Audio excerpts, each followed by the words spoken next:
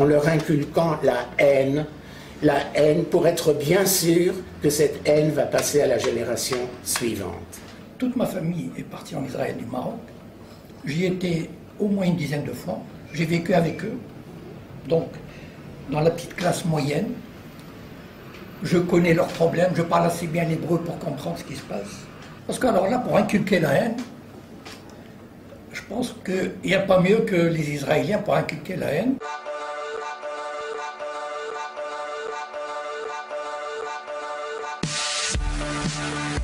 Ah, et on reviendra à chaque fois que tu dédicaces un livre. À chaque fois, ça te collabore.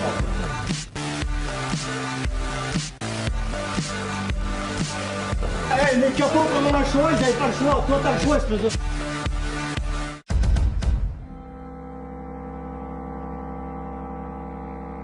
Jacob Cohen, qui est un Français juif marocain, dont nous vendons le livre, là, Le Printemps des Sayanim, et qui est typiquement ces juifs marocains qui sont très antisionistes parce qu'ils reprochent à Israël ce qu'ils ont fait finalement aux juifs marocains. Il faut savoir que les juifs marocains vivaient très bien au Maroc, en bonne intelligence avec leurs frères, on va dire leurs frères berbères, parce que finalement ils étaient de la même...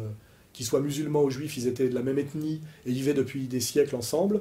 Et en fait, l'État d'Israël, qui est une création, je le rappelle, de juifs ashkénazes russes, hein, a tout fait, parce qu'ils avaient besoin, dans une logique de classe, puisque là il faut étudier la thèse d'Abraham Léon sur ce que c'est qu'un peuple classe, comme ils avaient besoin de prolétaires et de sous-fifres, ils se sont battus à mort par une propagande, je parle des juifs ashkénazes russes qui ont pensé Israël, ils ont tout fait pour que finalement les juifs séfarades du Maghreb, qui ne sont pas des juifs séfarades, mais des juifs maghrébins, des juifs arabes, on va dire, que les juifs arabes du Maghreb émigrent en Israël. Ce que beaucoup ont fait.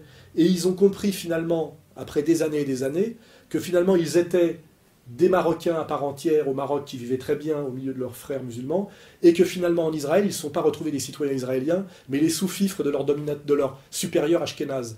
Et il y a des tas d'exemples comme ça, notamment de gosses qui ont été vendus parce qu'ils étaient séfarades, c'est-à-dire en réalité juifs maghrébins, qui ont été vendus pour des expérimentations pharmaceutiques par le pouvoir juif, russe, ashkénaze, israélien, vendus aux laboratoires pharmaceutiques pour les empoisonner, pour des expériences, effectivement, pour des labos pharmaceutiques américains. Et c'est des drames terribles. Il y a en réalité, à l'intérieur de l'État d'Israël, un mépris racial des juifs ashkénazes pour les juifs séfarades. Et ce qui est d'ailleurs assez étrange, c'est que les plus sionistes en France sont les petits juifs séfarades issus de la, comment dirais-je, de la perte de l'empire colonial et issus de la fatalité du décret Crémieux, ce sont en général les plus sionistes, alors qu'en fait les sionistes historiques et authentiques, qui sont des ashkénazes russes, les prennent pour de la merde, les prennent pour des arabes et les méprisent. Hein. C'est assez ambigu. Et Jacob Cohen, qui a vécu toute cette histoire dans sa chair et dans sa famille, est très antisioniste parce qu'il reproche beaucoup à ces juifs sionistes russes ashkénazes leur mépris et leur manipulation de ces juifs maghrébins, notamment marocains, dont ils ont fait le malheur. Et il est très antisioniste. Et en fait, il le proclame. Et il s'est fait récemment, lui qui est juif marocain, agressé par la LDJ.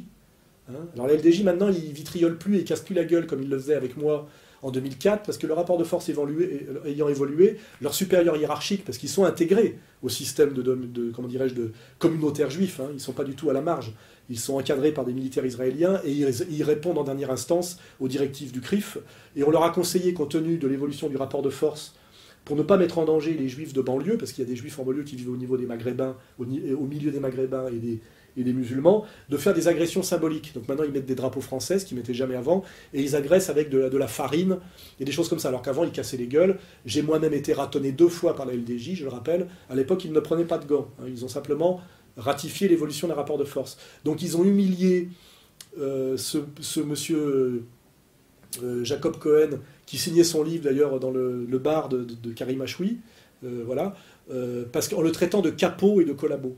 Ces petits cons qui ne comprennent rien à l'histoire, rien au sionisme, rien au judaïsme, rien à ce que c'est que les juifs du Maghreb, et où aujourd'hui qui en sont à un tel point de délire schizophrénique et de stupidité, que finalement leurs actions consistent à agresser un vieux juif. Voilà, on en est là aujourd'hui. Hein, voilà, où finalement cette double éthique a amené finalement, je dirais, à une schizophrénie ou qui est vraiment cette maladie mentale où à un moment donné, finalement, ils se frappent eux-mêmes. Hein, voilà. C'est très intéressant à comprendre, et c'est très intéressant à analyser à travers l'éclairage du bouquin de Gilad Atzmon que nous venons d'éditer, hein, dont le sous-titre est « Anatomie du peuple élu », et le titre « Quel juif errant ».